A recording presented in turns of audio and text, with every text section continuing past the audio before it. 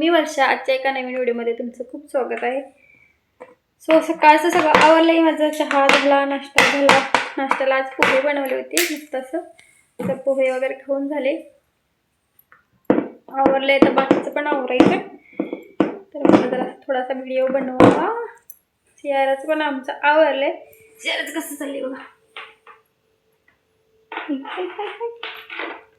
Sierra इकडून दाखवते. हाय म्हण. हाय हाय म्हण पिल्लू. हाय म्हण. हाय नाही म्हणणार तू.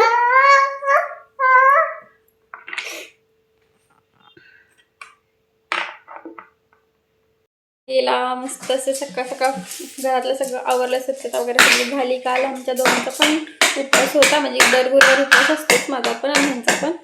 सो आवरलं आणि मस्त असं सियाराला पण आमच्या घेऊन आम्ही सकाळी स्वामींच्या दर्शनाला गेलेलो, स्वामींच्या मठामध्ये. तर नवीन वर्षामध्ये स्वामींचं दर्शन हे नवीन वर्षाची सगळ्यात मोठी सुरुवात म्हणायची आपली. आणि खूपच आमची गिगी भुकाली. मॅगी आमची. मॅगी काय झालं तुला? थांबा मॅगी. एकदम मॅगी आमची भुकत होती. तिला काय हवं असलं तर ती हीच आमच्या सियाराचं तर वेगळंच. पिल्लू तुम्ही काय म्हणा. तर आपली नवीन वर्षाची सुरुवात जर देवदर्शनाने कोणत्याही जर तुम्ही मानता त्यांनी होत असेल तर आपली सुरुवात खूपच छान जाते आणि मनाला पण मस्त शांती वाटते आणि प्रसन्न वाटतं आणि एक ऊर्जा आपल्या मनामध्ये सतत निर्माण होते की आपली नवीन वर्षाची सुरुवात देवाच्या दर्शनाने झाली. चांगलं वाटतं.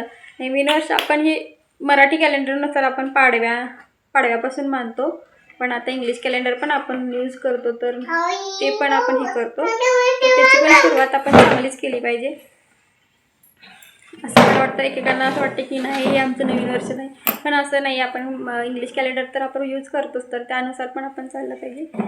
सो छान अशी माझी सुरुवात झाली कालची आणि मन प्रसन्न झालं स्वामींच्या दर्शनाने. खूप छान वाटलं. आणि काल पहिला गुरुवार उपवास, म्हणजे नवीन वर्षाचा पहिला गुरुवार आला, स्वामींचाच वार आला आणि त्यात आम्ही पण उपवास वगैरे केला. खूप छान वाटतंय मला तसं. सो ते तुमच्याबरोबर काल मी शेअर केलं व्हिडिओमध्ये. मला खूपच छान वाटलं. म्हणजे सियारा कशी बघते, काय सांगते, कुणाला सांगते, मम्मा काय सांगते, शोई मम्मा काय सांगते. तू हाय मग. तू हाय का केली नाही. लावते बसणार तर बसते.